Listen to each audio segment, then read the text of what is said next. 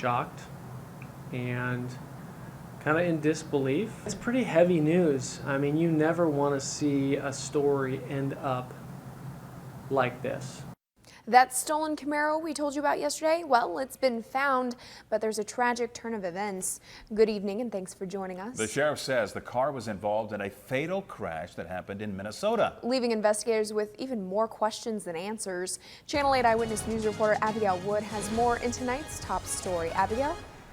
Well, the Camaro was wrecked in a ditch, the driver dead, and officials can't confirm if he was the one who stole the car.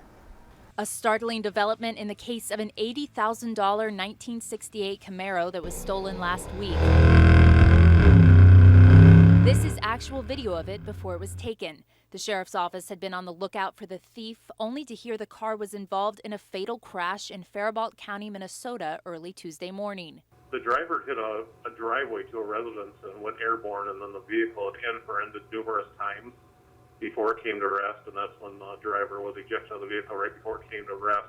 The driver, 26-year-old Tanner Goodrich, was pronounced dead at the scene. Goodrich used to live in Lincoln and has a police record here, but has lived in Minnesota since 2012. The car's owner, Joe Dirks of Roca, says he was shocked when he heard. I really did truly feel like it was just a matter of time before we found him. Just unfortunately, the story ended quicker and in a tragic way.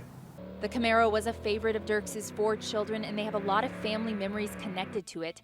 But Dirks says that loss is minuscule beside the greater tragedy. My heart goes out to the family that lost, whether it be a brother or a son or a father. I don't know what circumstances exist there, but people can't be replaced. Cars can. The sheriff's office in Minnesota says speed was a factor in the fatal crash. The Camaro flew almost 200 feet from where it first hit the driveway. Right away, Minnesota officials ID'd the missing vehicle, but they can't say at this point whether Goodrich is the person who stole it, and if so, if he acted alone.